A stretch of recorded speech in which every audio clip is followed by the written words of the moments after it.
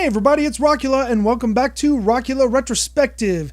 This is a wrap-up of the Season 5 finale, Episode 16 of The Walking Dead called Conquer.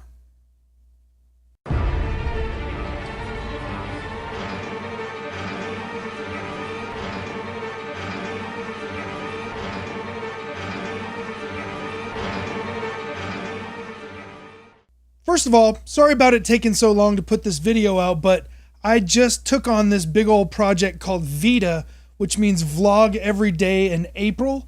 And my project is going to be 30 bands in 30 days. So please click on that link if you want to check that out. But once again, I've been sifting through all of the reviewers and the commenters on the reviewers. And I'm going to bring out some of the major plot points that really are still kind of up in the air. I'm not going to do a complete recap, more that I'm going to just address some of the things that people haven't been 100% sure on. And but I just have to deviate from my own rules here for a moment, and I have to say that I had my squee moment when Abraham and Eugene made up, because I love those two, and I can't wait to see their budding bromance happen. Unless one of them dies, of course. But, alright, let's talk about the first thing that everybody... By the way, this won't be chronological. I'm going to go all over the place on this. But the first thing people talked about was Glenn's escape. Now, most people... It wasn't the problem that they went to a commercial just as Glenn was getting attacked. Most people's problem was that they didn't show us how Glenn got out. And that's the frustrating thing, is that when a major character gets into a scuffle, we want to see him extricate themselves. And that's how I knew that Glenn wasn't going to die, because they weren't just going to kill him and go to black. Here's a question. Deanna said that she had exiled 3 people, and I don't know if it was her or somebody else that said that one of them was very intelligent. So my question also is, could he be with the wolves? And if so, could he be like the next big bad, like the governor or Gareth? So Morgan shows us that he is Billy Badass with a bow staff. And when I saw his fighting style, I immediately thought of 2 movies, which is The Flying Guillotine, or Guillotine, whatever you want to say. And the second one is The Kid with the Golden Arm.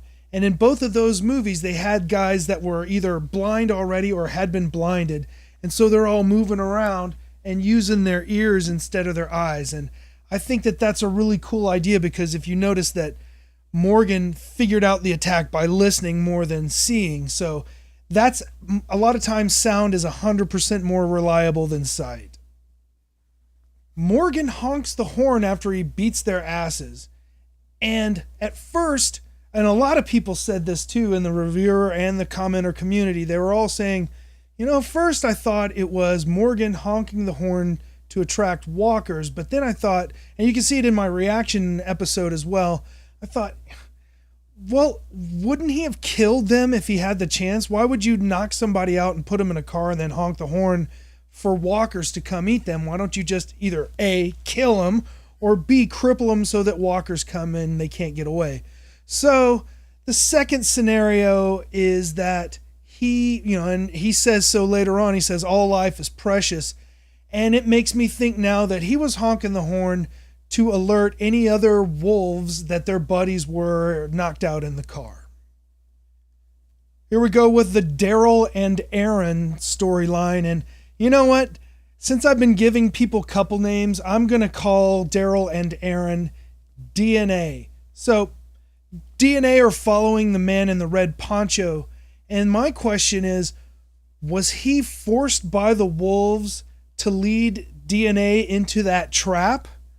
Because, obviously you see when they slit his throat, they've kind of got him in their confidence, and then whoosh. By the way, you notice that I don't know what it was, a hoodie or something like that, an overcoat, raincoat or whatever, but it was red, and they're talking about the wolves, blah, blah, blah.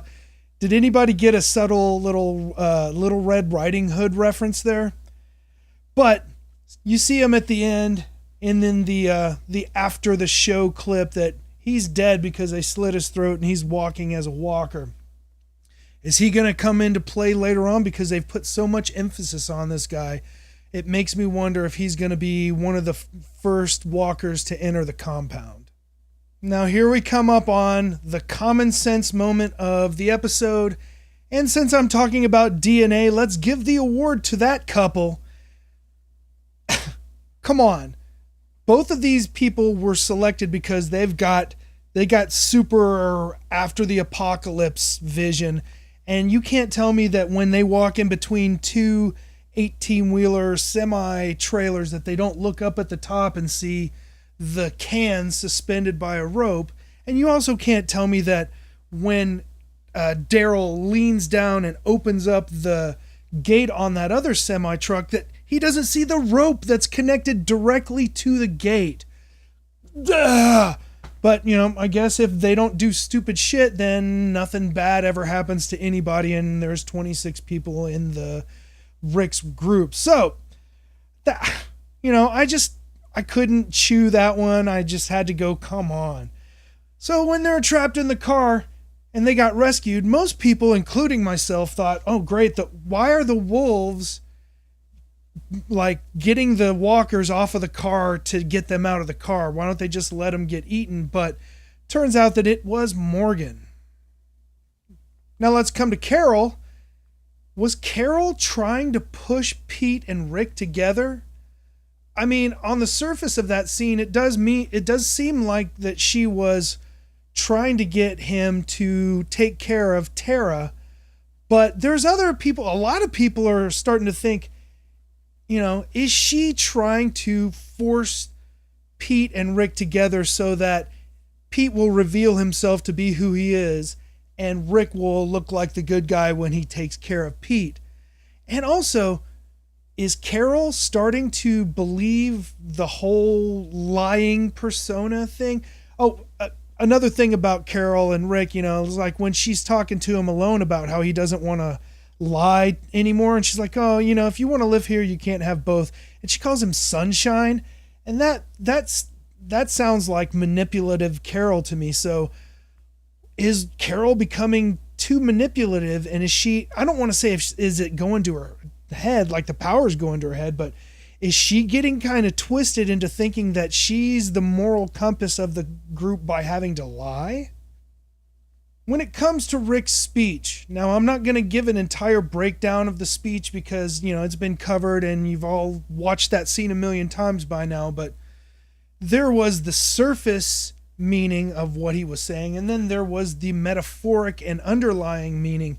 When he brings the walker and slams it down, he's not saying, I didn't bring this in here to say, I didn't set this walker up. I didn't go outside, kill a walker, bring him in and slam him down here so that you can think that I saved you.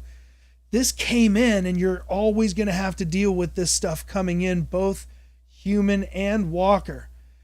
And so the other thing is that he's addressing the fact that I didn't bring it, like Rick's group didn't bring this. You're going to have to deal with it. And he also brings to a point that there's already corruption inside of this system, and you guys think that you're all high and mighty and moral, but you ain't been out there, and you're letting somebody beat their wife just because he's a surgeon. So that, coupled with the fact that they leave their people behind and don't try to save them, Rick's kind of being like, who are you to judge me when you let all this shit happen and you ain't never had to deal with what goes on outside? Here's a little, tag onto that, a segue here. When you get to the part where Pete accidentally slashes Reg, I'm going to say accidentally because he's probably wasted, and, you're wasted waving around a sword, some motherfucker's going to get their throat slashed. That's just what happens. But one of the things that I want to point out here is that if you watch Reg kind of struggling with Pete, he's already got blood on that sword. Has he killed somebody else already, or is this just some kind of continuity situation where the makers of the show didn't notice it. I can't believe that the makers of this show would not notice a glaring continuity error like that. So are we going to find out that Pete killed somebody else before he got killed? So that's kind of like a prediction. I'm going to be doing more predictions, but that's the whole summation of the Rick speech and the aftermath. Now, the last point that I want to cover is the theme of redemption that runs throughout this episode. The first example is Glenn and Nicholas. I'd just like to bring out a point here, and I don't know if it goes the same with Maggie, but Glenn has yet to kill another human being on this show. I'm going to have to go back and research whether Maggie has or not. But yeah, Glenn didn't kill anybody yet. He wasn't at the church when they killed the termites, so he officially hasn't killed anybody. And he's shown Nicholas that he's not willing to kill him. I mean, he wants him to get over his douchebaggery and everything. Even after causing Noah's death and attempting to kill Glenn, he still doesn't want to try to kill Nicholas.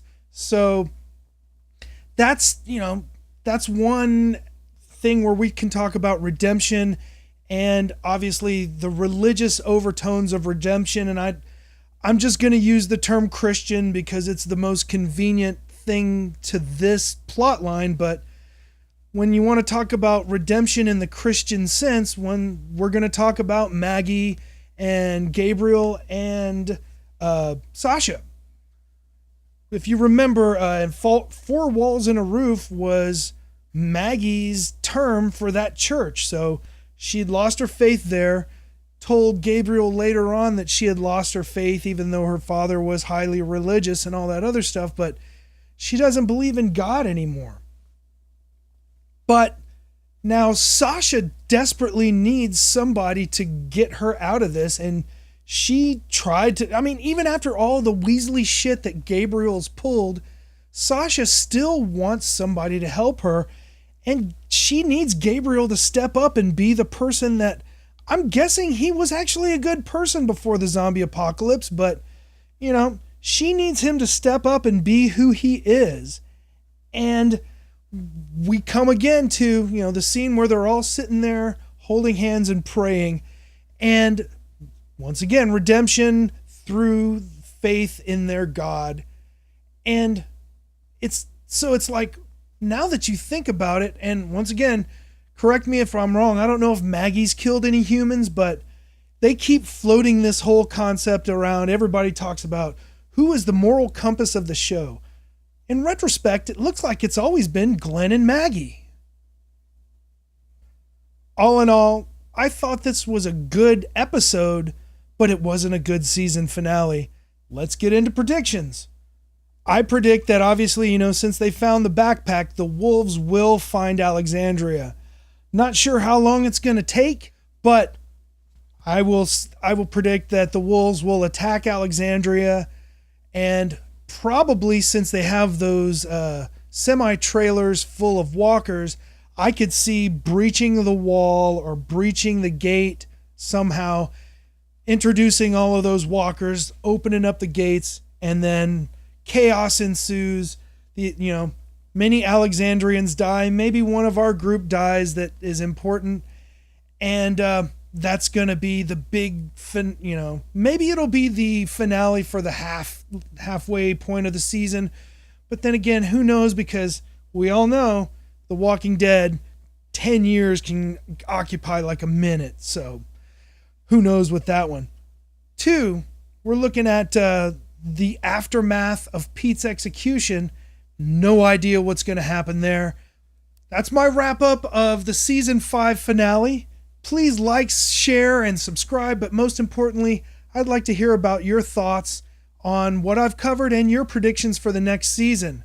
Once again, please check out my Vita series 30 Bands in 30 Days. I'm Rockula, and this is Rockula Retrospective.